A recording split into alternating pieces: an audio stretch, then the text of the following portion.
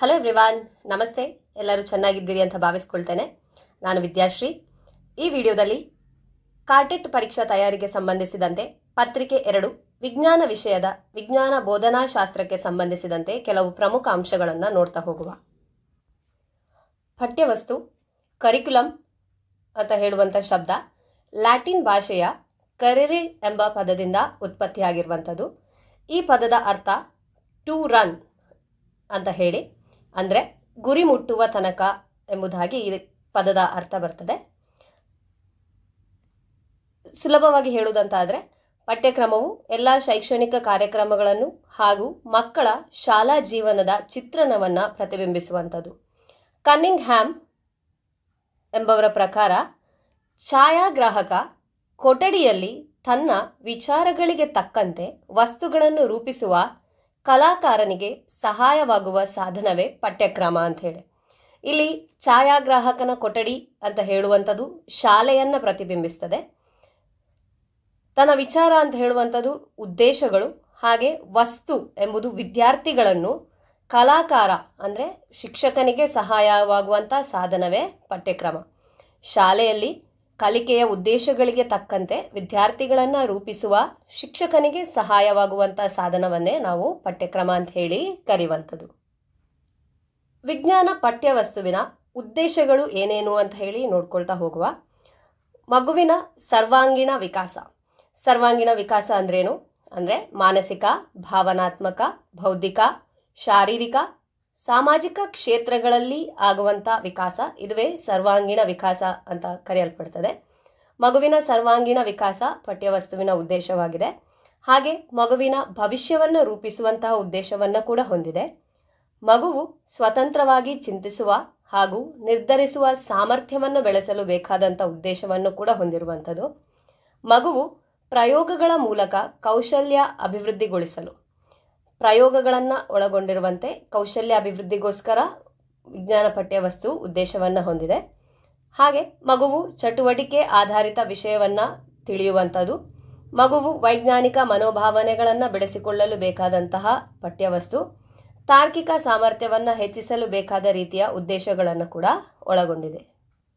ಒಂದು ಪಠ್ಯವಸ್ತುವನ್ನು ರಚನೆ ಮಾಡುವಂಥ ಪರಿಸ್ಥಿತಿಯಲ್ಲಿ ಯಾವ ರೀತಿಯ ತತ್ವಗಳನ್ನು ಅನುಸರಿಸಬೇಕು ಅಂತ ಹೇಳಿ ನೋಡ್ಕೊಳ್ತಾ ಹೋದರೆ ಶಿಶು ಕೇಂದ್ರಿತ ತತ್ವ, ಸಮುದಾಯ ಕೇಂದ್ರಿತ ತತ್ವ, ಸಮಗ್ರತೆಯ ತತ್ವ, ಸೃಜನಾತ್ಮಕತೆಯ ತತ್ವ, ಸಂರಕ್ಷಣೆಯ ತತ್ವ, ಚಟುವಟಿಕಾ ಕೇಂದ್ರಿತ ತತ್ವ, ವೈವಿಧ್ಯತೆಯ ತತ್ವ. ಒಂದು ಪಠ್ಯವಸ್ತು ಅಂದರೆ ಒಂದು ಪಾಠವನ್ನು ರಚನೆ ಮಾಡಬೇಕಾದಾಗ ಈ ಎಲ್ಲ ತತ್ವಗಳನ್ನು ಒಳಗೊಂಡು ಆ ಪಠ್ಯವಸ್ತುವಿನ ರಚನೆಯನ್ನು ನಾವು ಮಾಡಬೇಕಾಗಿರುತ್ತೆ. ಒಂದೊಂದಾಗಿ ಈ ತತ್ವಗಳನ್ನು ನೋಡ್ತಾ ಹೋಗುವ. ಶಿಶು ಕೇಂದ್ರಿತ ತತ್ವ. ರಾಷ್ಟ್ರೀಯ ಶಿಕ್ಷಣ ನೀತಿ NEP 1980ರಲ್ಲಿ ಪ್ರತಿಪಾದಿಸಿದಂತೆ ಪಠ್ಯವಸ್ತು ಶಿಶು ಕೇಂದ್ರಿತವಾಗಿರಬೇಕು. ಶಿಶು ಕೇಂದ್ರಿತ ಅಂದರೆ ಅದು ಚೈಲ್ಡ್ ಸೆಂಟರ್ಡ್ ಆಗಿರಬೇಕು. ಆ ಮಗುವನ್ನು ಮುಖ್ಯ ದೃಷ್ಟಿಕೋನದಲ್ಲಿಟ್ಟುಕೊಂಡು ನಾವು ಒಂದು ಪಠ್ಯವಸ್ತುವನ್ನು ರಚಿಸಬೇಕು. ಮಕ್ಕಳ ಜ್ಞಾನಮಟ್ಟಕ್ಕೆ ತಕ್ಕುದಾದ ವಿಜ್ಞಾನ ಪಠ್ಯವಸ್ತುವನ್ನು ರಚಿಸಬೇಕು. ಮಗುವಿನ ಅಗತ್ಯಕ್ಕೆ ತಕ್ಕಂತೆ ಮನೋವೈಜ್ಞಾನಿಕವಾಗಿ ಅದನ್ನು ರಚಿಸಬೇಕು. ಪಠ್ಯವಸ್ತು ಮನೋವೈಜ್ಞಾನಿಕವಾಗಿರಬೇಕು. ಚಿತ್ರಗಳ ಮುಖಾಂತರ ದೈನಂದಿನ ಜೀವನದ ಆಧಾರದ ಮೇಲೆ ರಚಿತವಾಗಿರಬೇಕು. ಪಠ್ಯವಸ್ತುಗಳಲ್ಲಿ ಚಿತ್ರ ಮುಖೇನ ಆ ವಿಷಯವನ್ನು ಮಕ್ಕಳಿಗೆ ಮನದಟ್ಟು ಮಾಡುವಂತಿರಬೇಕು. ನಮ್ಮ ದೈನಂದಿನ ಜೀವನದ ಘಟನೆಗಳ ಮೇಲೆ ಆಧಾರಿತವಾಗಿ ರಚಿಸಿರಬೇಕು. ಯಾಕೆಂತ ಹೇಳಿದರೆ ದೈನಂದಿನ ಜೀವನಕ್ಕೆ ಆಧಾರಿತವಾಗಿ ರಚಿಸಿದಾಗ ಬಹಳ ಬೇಗ ಮಕ್ಕಳು ಆ ವಿಷಯವನ್ನು ಕಲಿತುಕೊಳ್ಳಿಕ್ಕೆ ಸುಲಭವಾಗ್ತದೆ. ಉದಾಹರಣೆ ನಲಿಕಲಿ, ಮಾಡಿಕಲಿ ಇತ್ಯಾದಿ. ಇವುಗಳೆಲ್ಲ ಶಿಶು ಕೇಂದ್ರಿತ ತತ್ವಕ್ಕೆ ಅನುಗುಣವಾಗಿ ರಚಿಸಿದಂಥ ಪಠ್ಯಕ್ರಮವಾಗಿರ್ತದೆ. ಸಮುದಾಯ ಕೇಂದ್ರಿತ ತತ್ವ. ಶಾಲೆಯು ಸಮುದಾಯದ ಒಂದು ಅವಿಭಾಜ್ಯ ಅಂಗ. ಯಾಕೆ ಅಂತ ಹೇಳಿದರೆ ಆ ಮಗು ಶಾಲೆಯಲ್ಲಿ ಕಲಿತಿರುವಂಥ ಎಲ್ಲ ವಿಷಯಗಳು ಸಮುದಾಯಕ್ಕೆ ಸಂಬಂಧಿಸಿದಂಥ ವಿಷಯಗಳಾಗಿರ್ತವೆ.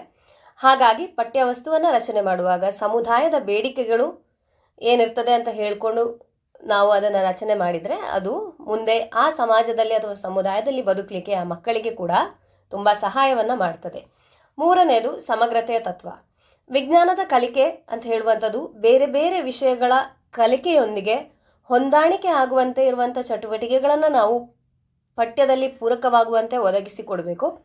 ಭಾರತದಲ್ಲಿ ಸಮಾಜಕ್ಕೆ ಉಪಯುಕ್ತವಾಗುವಂತೆ ಲಾಭವಾಗುವಂಥ ಚಟುವಟಿಕೆಗಳನ್ನು ಶಾಲೆಯ ವಿಜ್ಞಾನ ಪಠ್ಯವಸ್ತುವಿನಲ್ಲಿ ವಿಲೀನಗೊಳಿಸಬೇಕು.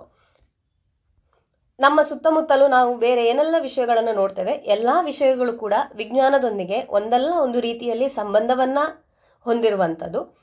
ಹಾಗಾಗಿ ಎಲ್ಲ ವಿಷಯಗಳಿಗೆ ಉಪಯೋಗವಾಗುವಂತಹ ಚಟುವಟಿಕೆಗಳನ್ನು ವಿಜ್ಞಾನದಲ್ಲಿ ನಾವು ಸೇರಿಸಿದರೆ ಎಲ್ಲವನ್ನ ವಿಲೀನಗೊಂಡಂತೆ ಆ ಪಠ್ಯವಸ್ತು ರಚನೆ ಆದಾಗ ಮಗುವಿನ ಕಲಿಕೆಗೆ ಅದು ಸುಲಭವಾಗಿ ಸಹಾಯವನ್ನು ಮಾಡುತ್ತದೆ.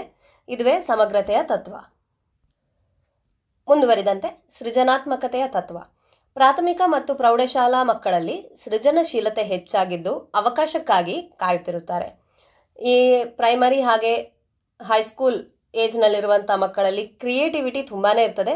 ಪಠ್ಯವಸ್ತುವಿನಲ್ಲಿ ನಾವು ಕ್ರಿಯೇಟಿವಿಟಿ ಇರುವಂಥ ಆಕ್ಟಿವಿಟೀಸ್ ಚಟುವಟಿಕೆಗಳನ್ನು ನೀಡಿದಾಗ ಆ ಮಕ್ಕಳ ಬೆಳವಣಿಗೆಗೆ ಅದು ತುಂಬ ಉಪಯುಕ್ತವಾಗ್ತದೆ. ವಿಜ್ಞಾನ ಬೋಧನೆಯಲ್ಲಿ ಈ ರೀತಿಯ ಚಟುವಟಿಕೆಗಳನ್ನು ಅಳವಡಿಸಿಕೊಂಡಾಗ ಕಲಿಕೆ ಕೂಡ ತುಂಬ ಸುಲಭವಾಗಿ ನಡೀತದೆ.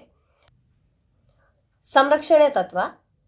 ಸಂರಕ್ಷಣೆ ಅಂತ ಹೇಳಿದರೆ ಪ್ರೊಟೆಕ್ಟ್ ಮಾಡುವಂಥದ್ದು, ರಕ್ಷಿಸುವಿಕೆ ಅಂತ ಹೇಳಿದರೆ ನಮ್ಮ ರಾಷ್ಟ್ರದಲ್ಲಿರುವಂತಹ ಸ್ಮಾರಕ ಇರ್ಬೋದು, ಕುರುಹುಗಳಿರ್ಬೋದು, ಅವುಗಳನ್ನೆಲ್ಲ ನಾವು ಗುರುತಿಸಿ ಸಂರಕ್ಷಣೆ ಮಾಡಬೇಕಾಗಿರುವಂಥದ್ದು ತುಂಬ ಮುಖ್ಯವಾದಂಥದ್ದು. ಯಾಕೆ ಅಂತ ಹೇಳಿದ್ರೆ ಮುಂಬರುವಂಥ ಪೀಳಿಗೆಗಳಿಗೆ ಕೂಡ ಅವುಗಳ ಪ್ರಾಮುಖ್ಯತೆ, ಅದರ ಇಂಪಾರ್ಟೆನ್ಸ್ ಏನು ಅಂತ ಹೇಳಿ ತಿಳಿಬೇಕಿರ್ತದೆ. ಈ ರೀತಿಯಾಗಿ ವೈಜ್ಞಾನಿಕ ದೃಷ್ಟಿಕೋನ ಹಾಗೂ ಬೇರೆ ಬೇರೆ ವಿಧಾನಗಳ ಮಾರ್ಗದರ್ಶಿ ಆಗಿರುವಂಥದ್ದು ಪುರಾತನ ಸ್ಮಾರಕ ಮತ್ತು ಕುರುಹುಗಳು. ಅವುಗಳನ್ನು ಸಂರಕ್ಷಣೆ ಮಾಡುವಂಥ ತತ್ವಗಳನ್ನು ಕೂಡ ಅಳವಡಿಸಿಕೊಂಡು ಒಂದು ಪಠ್ಯವಸ್ತುವನ್ನು ರಚನೆ ಮಾಡಬೇಕು. ಚಟುವಟಿಕಾ ಕೇಂದ್ರಿತ ತತ್ವ. ಚಟುವಟಿಕೆಗಳು ಅಂತ ಹೇಳಿದರೆ ಮಕ್ಕಳಿಗೆ ತುಂಬ ಖುಷಿ. ಆಕ್ಟಿವಿಟೀಸ್ ಅಂತ ಹೇಳಿದರೆ ಮಕ್ಕಳು ಖುಷಿಯಿಂದ ಕಲಿತಾ ಹೋಗ್ತಾರೆ. ಪ್ರಾಥಮಿಕ ಶಾಲಾ ಹಂತದಲ್ಲಿ ಮಕ್ಕಳಿಗೆ ಅತ್ಯಂತ ಇಷ್ಟವಾದಂಥ ತುಂಬ ಆಸಕ್ತಿ ಇರುವಂಥದ್ದು ಚಟುವಟಿಕೆಗಳು. ಈ ರೀತಿಯಂಥ ಆಸಕ್ತಿ ಅಂದರೆ ಅವರ ಇಂಟ್ರೆಸ್ಟನ್ನು ಇನ್ನೂ ಜಾಸ್ತಿ ಮಾಡಲಿಕ್ಕೆ ಚಟುವಟಿಕೆಗಳು ತುಂಬ ಮುಖ್ಯವಾಗಿರ್ತದೆ.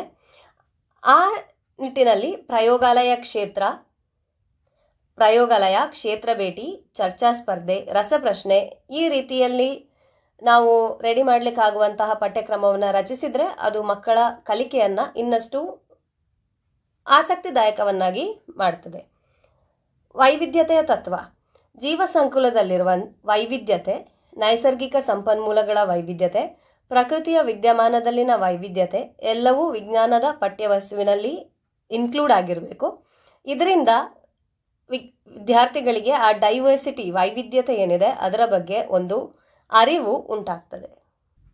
ಇನ್ನು ವಿಜ್ಞಾನ ವಿಷಯಕ್ಕೆ ಸಂಬಂಧಿಸಿದಂತೆ ಮಕ್ಕಳನ್ನು ಯಾವ ರೀತಿಯಾಗಿ ಮೌಲ್ಯಮಾಪನ ಮಾಡ್ಬೋದು ಅಂತ ಹೇಳಿದರೆ, ಮೌಲ್ಯಮಾಪನ ಅಂತ ಹೇಳುವಾಗ ಪರಿಮಾಣಾತ್ಮಕ ಮತ್ತು ಗುಣಾತ್ಮಕ ಎರಡೂ ಅಂಶಗಳನ್ನು ಒಳಗೊಂಡಿರುವಂತೆ ಮೌಲ್ಯಮಾಪನವನ್ನು ಮಾಡಬೇಕು.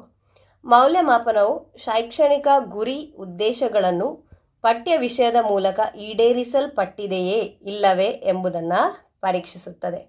ಏನು ಗುರಿ ಉದ್ದೇಶ ಇಟ್ಕೊಂಡು ನಾವು ಆ ಪಠ್ಯದ ವಿಷಯವನ್ನು ರಚಿಸಿದ್ದೇವೆ ಅದು ಆ ನಿಗದಿತ ಗುರಿ ಮತ್ತು ಉದ್ದೇಶವನ್ನು ತಲುಪುವಲ್ಲಿ ಯಶಸ್ವಿ ಆಗಿದೆಯಾ ಇಲ್ವಾ ಅಂತ ಹೇಳುವುದನ್ನು ನಾವು ಮೌಲ್ಯಮಾಪನದ ಮೂಲಕ ತಿಳ್ಕೊಳ್ಬೋದು. ಈಗ ಮೌಲ್ಯಮಾಪನದ ಉದ್ದೇಶಗಳು ಏನು ಅಂತ ಹೇಳಿ, ಇಲ್ಲಿ ನಾವು ವಿಜ್ಞಾನ ವಿಷಯಕ್ಕೆ ಸಂಬಂಧಿಸಿದಂತೆ ಮೌಲ್ಯಮಾಪನದ ಬಗ್ಗೆ ಮಾತಾಡ್ತಿದ್ದೇವೆ. ಇದಲ್ಲದೆಯೂ ಜನರಲ್ ಆಗಿ ಕೂಡ ಮೌಲ್ಯಮಾಪನದ ಉದ್ದೇಶ ಏನು, ಒಂದು ಪಠ್ಯಕ್ರಮದ ಗುರಿ ತಲುಪಲು ಆಗಬೇಕು. ಅಂದರೆ ಯಾವ ಉದ್ದೇಶಕ್ಕೋಸ್ಕರ ನಾವು ಆ ಪಠ್ಯಕ್ರಮವನ್ನು ತಯಾರಿ ಮಾಡಿದ್ದೇವೆ, ಆ ಗುರಿಯನ್ನು ತಲುಪಿದೇವಾ ಇಲ್ವಾ ಅಂತ ಹೇಳಿ ತಿಳಿಯುವಂಥದ್ದು ಮೌಲ್ಯಮಾಪನದ ಮೊದಲನೇ ಉದ್ದೇಶ. ಎರಡನೆಯದಾಗಿ ಸಾಮರ್ಥ್ಯದ ವರ್ಗೀಕರಣವನ್ನು ತಿಳಿಯಲು, ಕಲಿಕೆಯ ಮಟ್ಟದ ಪರೀಕ್ಷೆ ತಿಳಿಯಲು, ಕಲಿಕೆಯು ಯಾವ ಮಟ್ಟದಲ್ಲಿದೆ ಅಂತ ಹೇಳಿ ತಿಳಿಲಿಕ್ಕೋಸ್ಕರ ಮೌಲ್ಯಮಾಪನವನ್ನು ಮಾಡ್ತೇವೆ.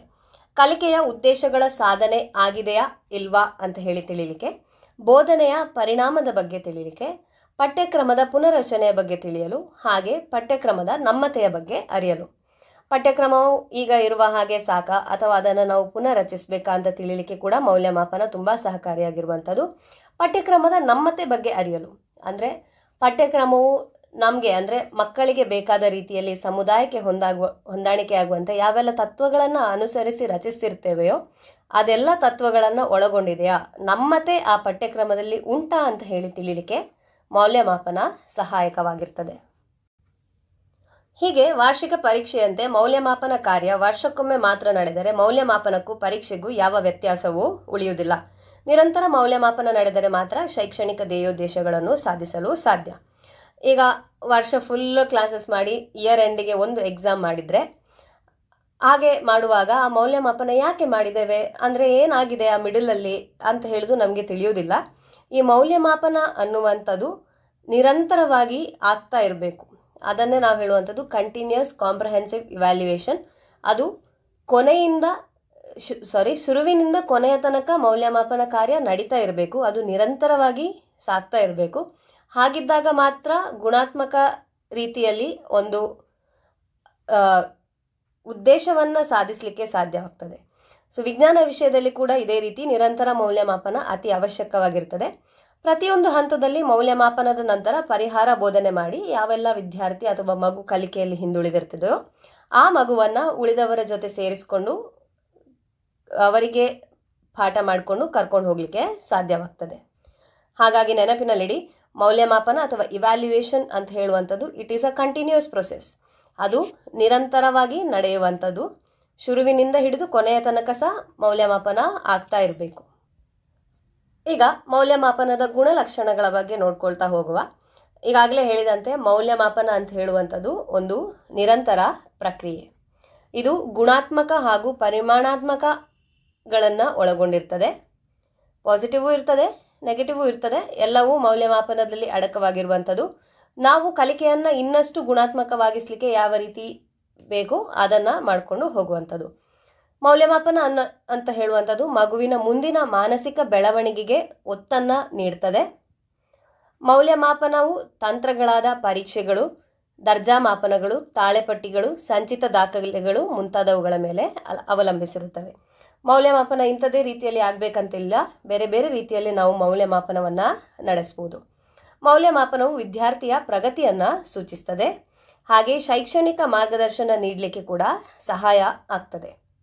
ಶಿಕ್ಷಕ ಮತ್ತು ವಿದ್ಯಾರ್ಥಿಗಳು ತಮ್ಮ ಬೋಧನೆ ಮತ್ತು ಕಲಿಕೆಯನ್ನು ಉತ್ತಮಪಡಿಸಿಕೊಳ್ಳಲು ನೆರವಾಗುತ್ತದೆ.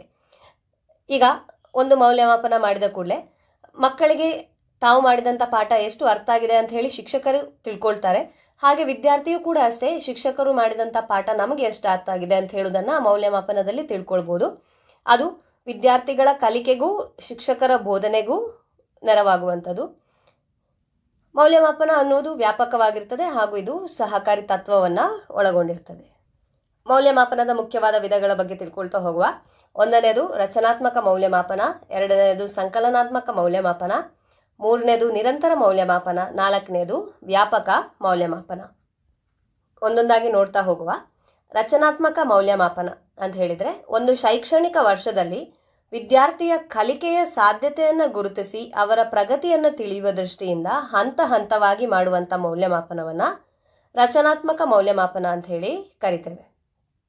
ಸಂಕಲನಾತ್ಮಕ ಮೌಲ್ಯಮಾಪನಕ್ಕೆ ಸಂಬಂಧಿಸಿದರೆ ಇದು ಇಡೀ ವರ್ಷದಲ್ಲಿ ವಿದ್ಯಾರ್ಥಿಯ ಕಲಿಕೆ ಸಾಧನೆ ಎಷ್ಟರ ಮಟ್ಟಿಗೆ ಆಗಿದೆ ಅಂತ ಹೇಳುವುದನ್ನು ಸಮಗ್ರವಾಗಿ ತಿಳಿಲಿಕ್ಕೋಸ್ಕರ ಮಾಡುವಂಥದ್ದು ಸಂಕಲನಾತ್ಮಕ ಮೌಲ್ಯಮಾಪನ. ನಿರಂತರ ಮೌಲ್ಯಮಾಪನದಲ್ಲಿ ಪರೀಕ್ಷೆಗಳನ್ನು ಒಂದರ ಮೇಲೆ ಮತ್ತೊಂದರಂತೆ ಮಾಡುವುದಲ್ಲ. ನಿರಂತರ ಮೌಲ್ಯಮಾಪನ ಅಂತ ಹೇಳಿದರೆ ಒಂದು ಘಟಕ ಪರೀಕ್ಷೆಯ ನಂತರ ಮತ್ತೊಂದು ಘಟಕ ಪರೀಕ್ಷೆಯನ್ನು ನಾವು ಮಾಡುವುದಕ್ಕಿಂತ ಮೊದಲು ಯಾವ ವಿದ್ಯಾರ್ಥಿಗಳು ಹಿಂದೆ ಉಳಿದಿದ್ದಾರೆ ಅಂತ ಹೇಳಿ ಅವರನ್ನು ಗುರುತಿಸಿ ಅವರಿಗೆ ಪರಿಹಾರ ಬೋಧನೆಯನ್ನು ಮಾಡಿ ಅವರನ್ನು ಉತ್ತಮಪಡಿಸಿ ನಂತರ ಇನ್ನೊಂದು ಪರೀಕ್ಷೆಯನ್ನು ಮಾಡುವಂಥದ್ದು. ಸೊ ಈ ರೀತಿ ಮಾಡುವುದರ ಮೂಲಕ ವಿಜ್ಞಾನದ ಕಲಿಕೆಯನ್ನು ನಾವು ಮತ್ತಷ್ಟು ಉತ್ತಮವನ್ನಾಗಿ ಮಾಡಿಸಬಹುದು. ವ್ಯಾಪಕ ಮೌಲ್ಯಮಾಪನ ಅಂತ ಹೇಳಿದರೆ ವಿದ್ಯಾರ್ಥಿಗಳ ಪಠ್ಯ ವಿಷಯಕ್ಕೆ ಸಂಬಂಧಿಸಿದ ಹಾಗೂ ಇತರ ವಿಷಯಕ್ಕೆ ಸಂಬಂಧಿಸಿದ ಸಾಧನೆಯ ಬಗ್ಗೆ ಮಾಪನವನ್ನು ಮಾಡೋದು. ಪಠ್ಯೇತರ ವಿಷಯ ವಿದ್ಯಾರ್ಥಿಗಳ ವ್ಯಕ್ತಿತ್ವಕ್ಕೆ ಸಂಬಂಧಿಸಿದ್ದಾಗಿರ್ತದೆ. ಹಾಗಾಗಿ ಪಠ್ಯೇತರ ವಿಷಯಕ್ಕೆ ಸಂಬಂಧಿಸಿದ ಮೌಲ್ಯಮಾಪನವನ್ನು ನಾವು ವ್ಯಾಪಕ ಮೌಲ್ಯಮಾಪನ ಅಂತ ಹೇಳಿ ಕರಿತೇವೆ. ಈ ವಿಡಿಯೋವನ್ನು ಇಲ್ಲಿಗೆ ಮುಕ್ತಾಯಗೊಳಿಸ್ತಿದ್ದೇನೆ. ಈ ವಿಡಿಯೋದಲ್ಲಿ ನೀಡಿದ ಮಾಹಿತಿ ನಿಮಗೆ ಉಪಯುಕ್ತವಾಗಿದೆ ಅಂತ ಅಂದ್ಕೊಳ್ತೇನೆ. ಮುಂದಿನ ವಿಡಿಯೋದಲ್ಲಿ ವಿಜ್ಞಾನ ಬೋಧನೋಪಕರಣಗಳಿಗೆ ಸಂಬಂಧಿಸಿದಂಥ ವಿಷಯವನ್ನು ನಾನು ನಿಮ್ಮ ಮುಂದೆ ಪ್ರಸ್ತುತಪಡಿಸಲಿಕ್ಕಿದ್ದೇನೆ. ಧನ್ಯವಾದಗಳು. ಮುಂದಿನ ವಿಡಿಯೋದಲ್ಲಿ ನಾನು ನಿಮ್ಮನ್ನು ಭೇಟಿಯಾಗ್ತೇನೆ.